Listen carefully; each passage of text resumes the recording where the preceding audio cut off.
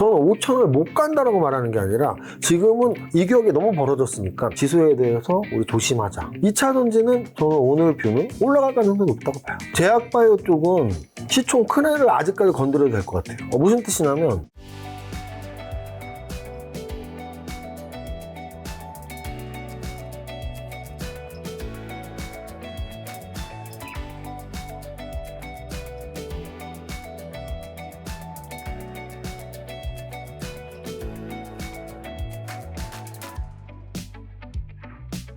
저 2년째 뜨거웠던 2차 전지가 요즘에 급반등하고 있습니다. 야, 이거 어떻게 보시나요?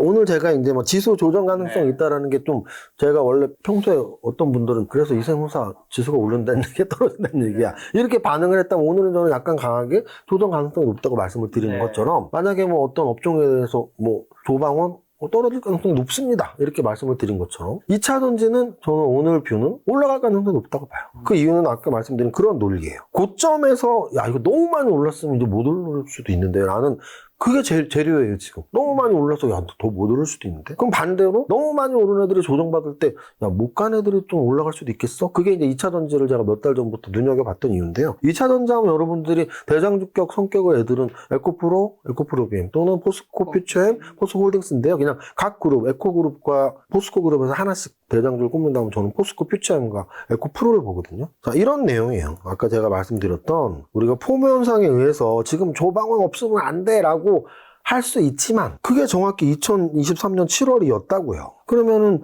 요즘에 에코프로가 많이 오른 것 같아도 저 고점 30만 원 대비 아직도 3분의 1 토막이라고요. 에코프로가. 그래서 이 30만 원은 얼마에서 움직였냐면 아까 제가 말씀드렸던 코로나 저점으로 말한다면 2020년 3월부터 말한다면 2020년 3월에 에코프로는 코로나 저점 3월 달에 2,000원이 안 됐다. 2,000원만 쳐도 2,000원과 30만 원은 150배라고요. 그러니까 이 당시에 제가 이 7월 달에 전화를 진짜 많이 받았다니까요. 에코프로 사야 돼요, 형? 아니면 정유나 에코프로 사야 돼? 주식을 안 하던 사람. 왜요? 그래. 아니, 이거 뭐 앞으로 10배가 더 간다는데? 그러면 100배 올라간 경우에 10배를 더, 10배를 더 가면 1000배 가는 건데요. 설마 그럴 리가. 그래서 지금 요렇게 거의 3년, 4년을 떨어졌는데 최근에 이렇게 이제 반등을 줬단 말이에요. 그러면은 과연 얘는 더 올라갈 수 있을까 해서 저는 이제 바닥은 지나봐야 안다고 생각하는 사람인데요. 2차 전지 바닥은 저는 올해 찍었다고 보는 사람입니다. 이제 우리는 둘 중에 하나만 보면 돼요. 바닥을 찍었는데 고점까지 갱신을 하느냐 못하느냐인데 바닥 찍었을 확률은 굉장히 높고 고점은 저는 갱신을 못할 확률이 높다고 봐요. 그래서 그 사이 어딘가까지 가겠죠. 그렇게 보시면 되고 포스코 퓨처엠도 마찬가지예요. 포스코 퓨처엠도 67만 원에서 아직도 20만 원이니까 역시 고점 대비 3분의 1 토막 정도가 나와 있는 상태고 차트를 이렇게 보면 완전 역배열해서 바닥을 똑같이 모든 2차 전지처럼 5월에 찍었고 5개월 동안 이 저점을 안 깼다면 그 전까지는 몇 달에 한 번씩 저점을 계속 깨고 내려갔다고요. 근데 고점에서 저점으로 내려가면서 지금이 가장 긴 거라는 건 느껴지죠. 바닥을 안 깬 굉장히 긴 시간이 지나고 있고요. 이 정도면 저 때가 바닥이 맞습니다. 그래서 우리 2차 전지는 두 가지를 말씀을 드릴게요. 바닥은 찍었다. 근데 고점을 뚫을 수 있냐 해서는 그거는 그때 뭐 IRA법에서 너무 특혜가 많았기 때문에 그 정도 수준이 아니고 그냥 뭐 2차 전지 사실 요즘에 ESS 때문에 또 이렇게 많이 올랐는데 ESS 쪽 또는 뭐 이제 뭐 전기차가 좀 더 많이 팔려서 2차 전지 필요하다. 요런 정도로만 간다면 바닥을 깨진 않겠지만 그렇다고 해서 강력하게 뭐 고점을 뚫는 모습이 나오긴 힘들다 정도로 말씀드립니다. 저 2차 전지랑 또 연결되어 있는 그러면 자동차 업종은 현대차, 기아 52주 신고가 경시했는데 상승 모멘텀 여전할까요? 약간 반반이에요. 무슨 뜻이냐면 뭐 현대차랑 현대글로비스만 보겠습니다. 현대차 그룹주에서 현대차, 기아차, 현대모비스는 결이 비슷하고요. 그다음에 현대오토웨버가 좀 결이 다르기 때문에 자 이거 보시면 이제 얘도 똑같아요. 이 저점 2020년 저점이 얼마예요? 6만 원, 6만 5천 원이죠. 6만 5천 원에서 27만 원이에요. 그럼 저 바닥 대비는 한 4배? 맞죠? 정확히 4배. 아까 삼성전자랑 비슷한 거예요. 삼성전자가 4만 원에서 12만 원, 얘가 6만 5천 원에서 23만 원. 그러니까 이게 지수의 과학화예요. 지수는 모든 종목의 평균값이다. 그러면 4년 동안 지수 상승하는 정도로 삼성전자는 그 정도 상승했고, 현대차도 그 정도 상승했고. 그런데 지금 현재 조방원 또는 전력기기는 뭐 50배 막 이렇게 마치 2차 전지가 7월 고점에 100배까지 올랐을 때까지 상승을 한 거죠. 그래서 지금 현대차, 기아 뭐 이런 건 고점은 아니에요. 고점은 아닌데 과연 이제 그 순환매에서 이 아까 제가 말씀드렸던 거 기억하실지 모르겠지만 제가 반도체, 로봇, 뭐 또 제약바이오 이런 애들은 성장주 라인에서 그래도 대표적인 아이들이고 그동안 상승이 이렇게 높지 않았기 때문에 아직도 상승 가능성이 높다라고 한다면 과연 자동차 업종이 성장주 라인에 포함될 수 있는지 여부죠. 그러니까 지주사 금융주도 성장주는 아니잖아. 맞습니다. 하지만 상법 개정안 호재가 있었다는 얘기죠. 그래서 자동차 산업은 호재가 모였는데 최근에 올랐잖아요. 최근에 호재가 있었겠죠. 바로 미국과의 관세 협상이었죠. 그래서 그럼 그제로 말고 또 뭐가 더 나와야 되는데 해서 지금 당장 나오긴 쉽지 않고 그 대신 저는 그런 생각을 해요. 현대차 같은 경우 일단 보스턴 다이내믹스가 있거든요. 그래서 보스턴 다이내믹스의 지분을 현대 글로비스가 갖고 있고 또 이번에 젠슨항이 야 그래 현대차 우리 뭐 같이 뭐 좀 해보자고 자율주행도 하고 현대 오토에버가 급등을 했거든요. 현대 오토에버가 바로 현대차 그룹에서 자율주행을 담당할 수 있는 회사거든요. 현대 오토에버가 이렇게 급등이 나왔었고 그럼 얘는 2020년 바닥 대비는 얼마냐? 2만 원에서 20만 원이니까 10배 올랐잖아요. 그러니까 이런 차이예요. 그러니까 우리가 3년 동안, 4년 동안, 5년 동안 지수가 3배 오를 때, 1,400에서 4,000, 3배 오를 때, 현대차는 평균값에서 조금 플러스였지만, 또 삼성전자는 딱 평균값이었지만, 삼성전자보다는 SK하이닉스가 더 빨리 올랐고, 현대차보다 현대오토에버가 더 빠른 이유가 이런 여러 가지가 종합된 것이다. 근데, 그래, 3배보다 10배가 강하니까 또 관심 가질 필요 있어. 근데 100배는 이라고 했을 때, 야, 100배나 올랐어? 그럼 너무 많이 오른 거 아니야? 이런 게 저희 참, 커먼센스 상식이고, 일반적인 저희 판단, 그러니까 저는 주식을 판단할 때, 상식적인 생각을 많이 해요.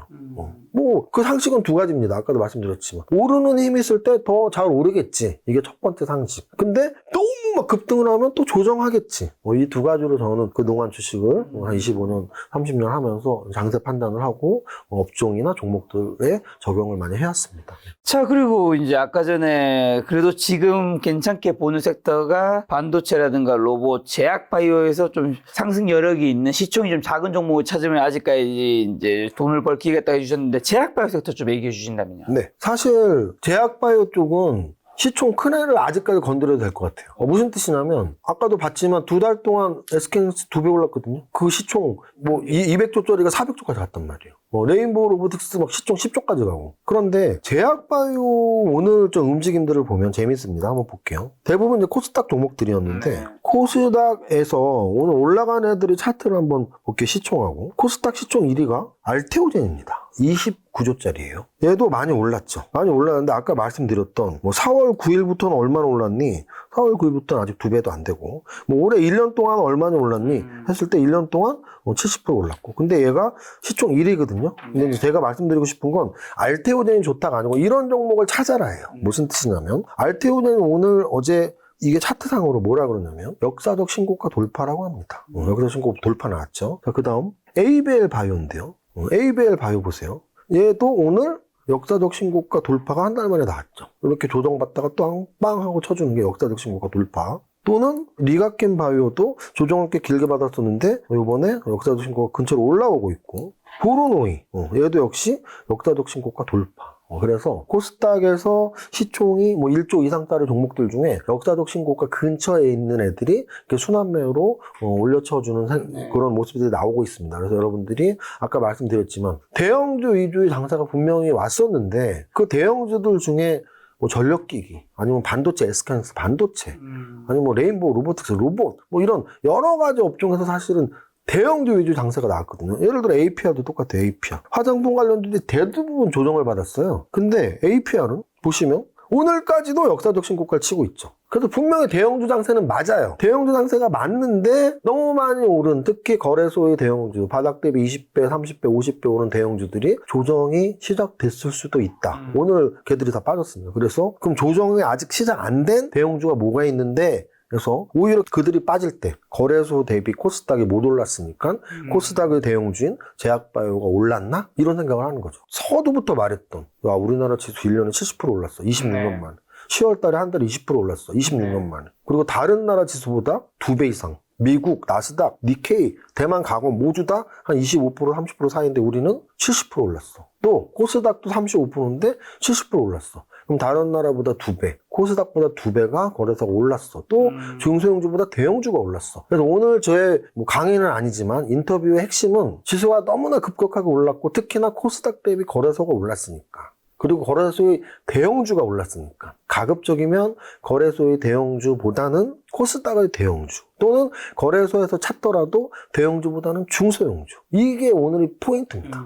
자, 그럼 오늘 내용 좀 정리하는 걸로 현금 1억 있는 분이라면 자, 코스피 4,100인 지금은 어디에 좀 어떻게 투자하면 좋고 지금 같은 경우에는 그래도 좀 현금을 어느 정도 지키는 것도 필요한 상황이겠죠? 네, 결국은 우리가 좋아 보이는 종목이 있어야지 뭐 풀베팅을 하건 전력 매수를 하는 건데 너무 역배열로 떨어질 때는 뭐 계속 떨어질 확률이 있으니까 현금 비중이 좀 높아질 수 있는 거고 지금처럼 너무 급하게 올랐을 때는 야 이것도 조정받기도 쉬운데 하고 그래서 가장 좋은 장은 완만하게 오르는 장이에요. 완만하게 오르는 장은 급락 가능성도 적고 추세는 상승이기 때문에 우리가 포트폴리오를 계속 채워주면 돼요. 근데 지금은 너무 급하게 올라서 야, 또 급하게 떨어질 수도 있는데 라는 관점에서 본다면 1억을 풀베팅을 해서 포트폴리오 1억을 갖고 있는 것보단 야 이거 뭐 한 10%에서 15% 조정받을 수 있겠는데 좀 현금을 갖고 있다 조정받으면 살까? 이런 자세도 좀 필요해 보이고요. 그 다음에 이제 포트폴리오에서 업종으로 말한다면 아까 말씀드렸고 강조드렸던 업종으로 말씀드립니다. 반도체 그리고 로봇 그리고 제약 바이오 거기에 한료 관련, 뭐, K-엔터, K-뷰티. 왜냐면 우리가 보통 11월, 12월이 소비 시즌이거든요. 중국의 관군절이랄지, 아니면 미국에서 블랙 프라이데이. 블랙 프라이데이, 뭐, 박싱데이라고 그러죠. 보통 크리스마스 다음에 박싱데이. 그리고 또 아니면은 뭐 크리스마스. 이런 쇼핑 시즌들이 쫙 있는 게 11, 12월이기 때문에 그래서 그런 관점에서 소비주들 중에서도 미국과 중국에서 좀 여전히 잘 팔리고 있는 K-뷰티 관련주랄지 아니면 그 모든 것들을 하나로 아우르는 게 어떻게 보면 또 K-엔터잖아요. 그래서 K-엔터, K-뷰티 정도 둘 중에 하나, K 관련주 하나. 그래서 만약에 4개의 업종을 픽한다면 반도체, 로봇, 제약바이오, K 관련주 정도가 저희 픽이고요. 거기에 만약에 못 오른 종목 중에서 나 이 업종 어때요? 하게 그 2차 전지라면 아직 못 오르니까 좀 한번 관심 가져볼까? 5개라면 저는 이 정도 업종이고 많이 오른 조방원 전력기기를 저는 포트폴리오에 담고 싶진 않습니다. 자, 오늘 이제 세무사님이 이제 종목을 몇 개 점검하는 걸 보다 보니까 생각보다 100%, 300%, 1000%, 10배 오른 주식도 생각보다 많더라고요.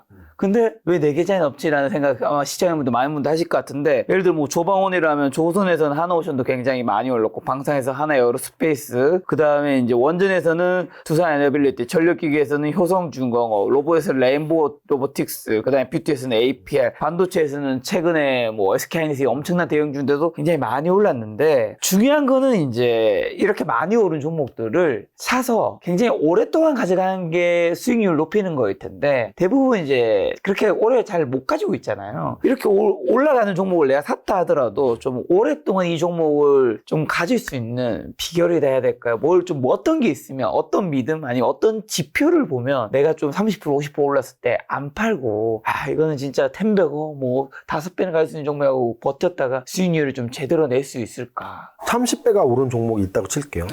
30배가 오른 종목을 내가 저거 5천만 원어치 샀었는데 5천만 원이면 갖고만 있었던 15억이었는데 그러니까 그런 사람은 일단 거의 없다고 보시면 됩니다. 한 1000명 중에 1명 있을까? 아마 1000명 중에 1명도 그 주식이 있는지 까먹었을 겁니다. 그 이유는 뭐냐면 저는 이제 뭐 옵션도 오랫동안 했으니까 요즘 옵션 시장에서는 하루에 5배씩 날 때가 있어요. 하루에. 그 하루에 1억이 5억이 되고 다음날 또 5배가 나오면 25억 되고 일주일이면 1억이 100억 되거든요. 그럼 옵션 시장에서 요즘 변동성이 워낙 크니까 뭐 하루에 막 3%씩 떨어지고 오늘 3% 떨어지니까 어제 콜 갖고 있고 오늘 풋 갖고 있으면 이틀 만에 1억이 뭐 한 50억 됐단 말이에요. 그러면 과연 그렇게 갖고 있는 사람이 있을까 해서 없습니다. 왜냐면 우리 누구나 다 마음의 그릇의 크기라는 게 있거든요. 근데 내 돈 1억이 50배가 오르는 종목을 초반에 샀다고 치더라도 1억이 2억 되고 4억 되고 10억 되고 20억 될 때까지 그 종목을 계속 갖고 있는 건 거의 불가능에 가깝고요.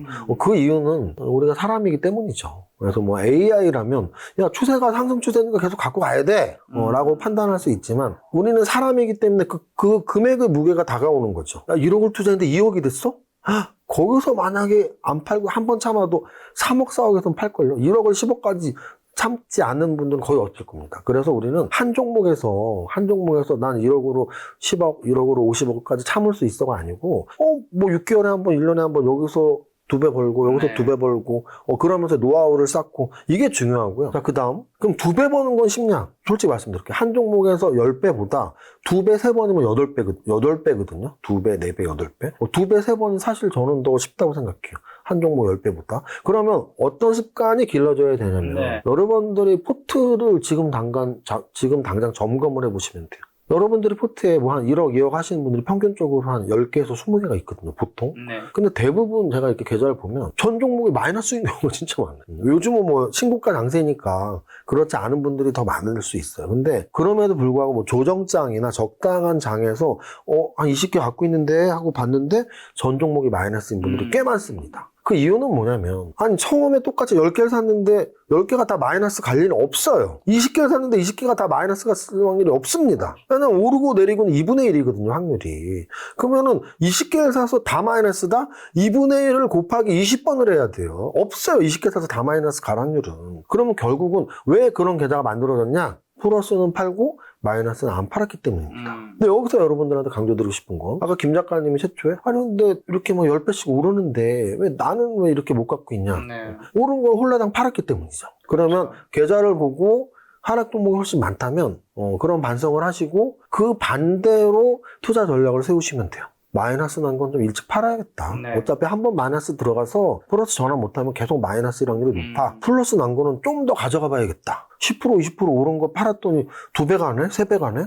그러면 안 팔면 되잖아요. 그래서 마이너스는 좀 더 팔고 플러스는 좀 더 갖고 가고. 자, 그 다음 나 정말 소원이 10배가 잡는 거다. 근데 10배가 잡는 방법을 말씀드릴게요. 종목 선동도 중요하지만 주도 업종의 주도 테마에서 선도주, 주도주 잡으면은 10배짜리가 나오잖아요, 지금. 근데 그거를 내가 갖고 있어야 10배잖아요. 근데 제가 말씀드렸지만 1억 갖고 있는데 10억 버티는 사람 없다니까요. 그러면 10배를 어떻게 버티냐? 한 50% 올라갈 때마다 반씩 파시면 됩니다. 내가 예를 들어 5천만 원으로 만 원에 샀어요. 그럼 15,000원에 절반 파세요. 그럼 나머지 절반 갖고 있잖아요.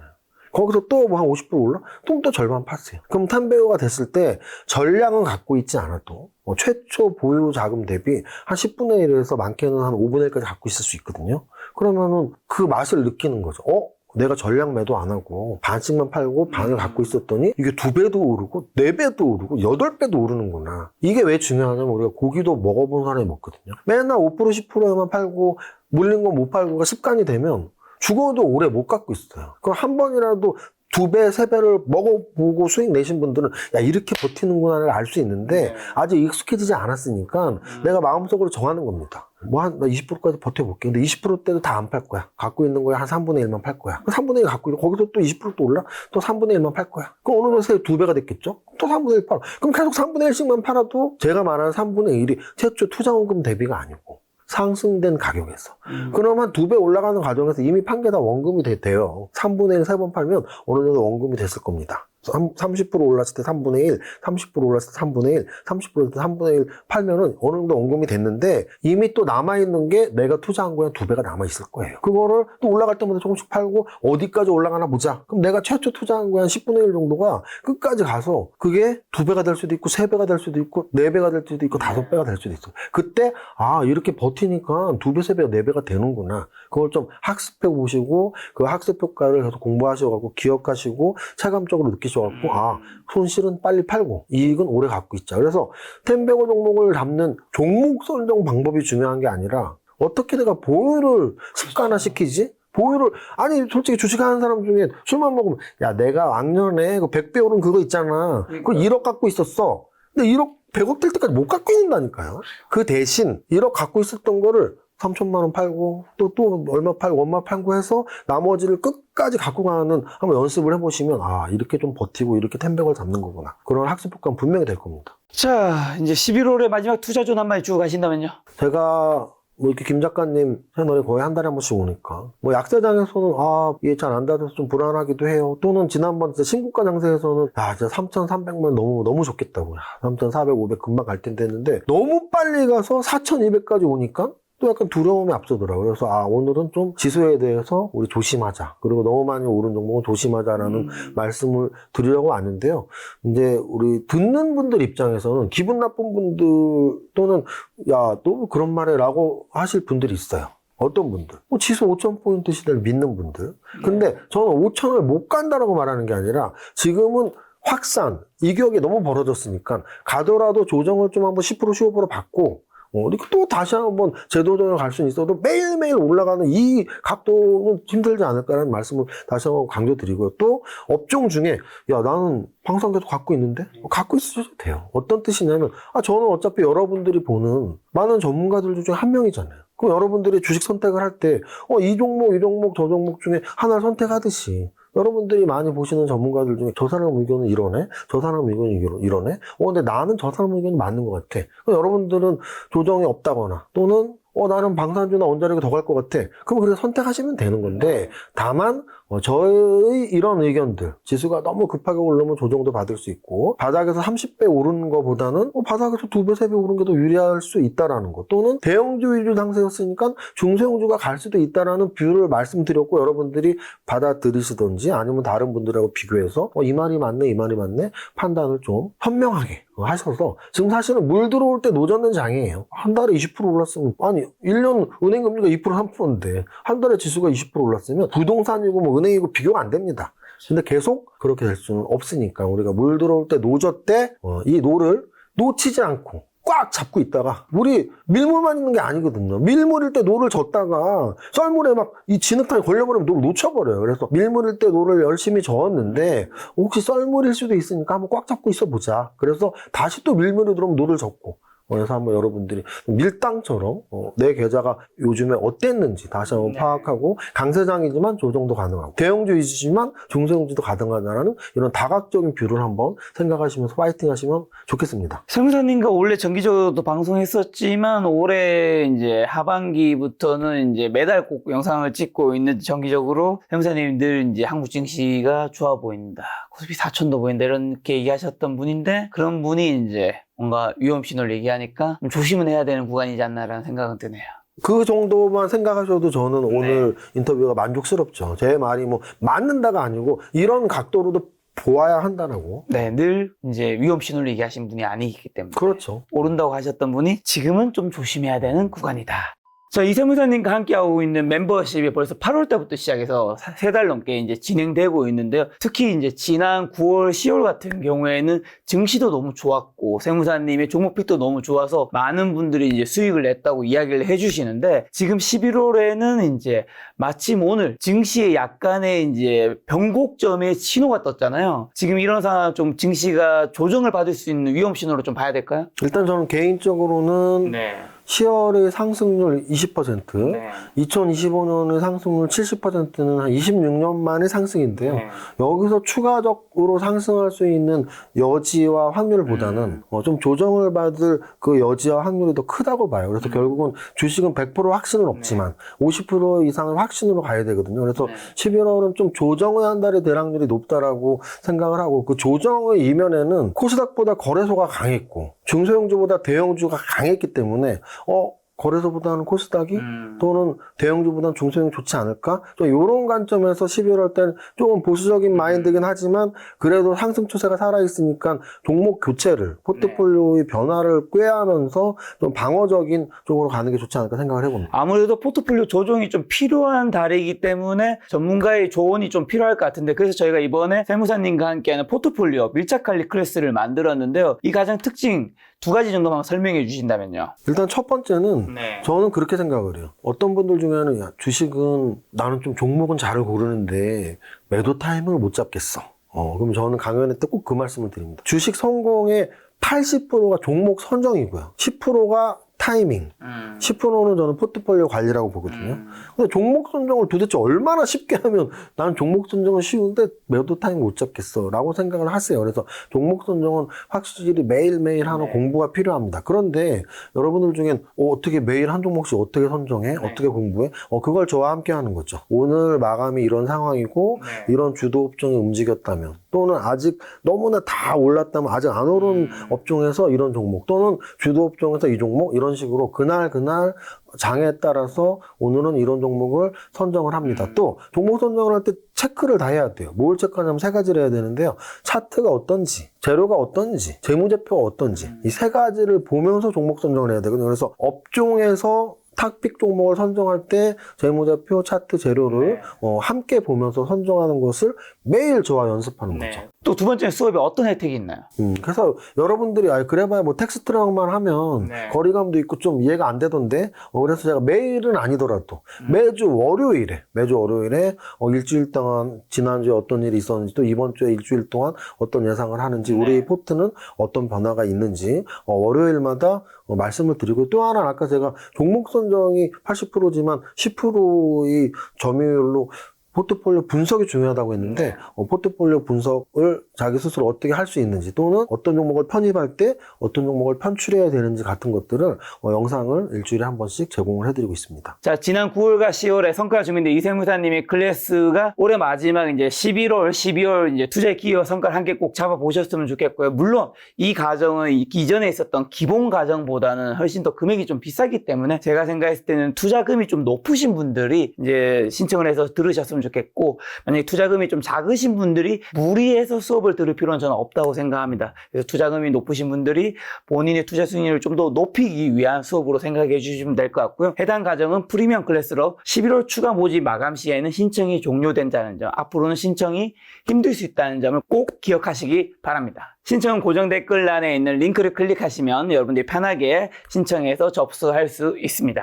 세무사님과 또 12월에 또 다시 한번 인사드리도록 하겠습니다. 오늘 만난 손님은 슈퍼게임 이정규 세무사님이었습니다. 지금까지 소중한 시간 함께 해주셔서 정말 감사합니다. 오늘도 김 작가였습니다. 고생 많으셨습니다. 감사합니다.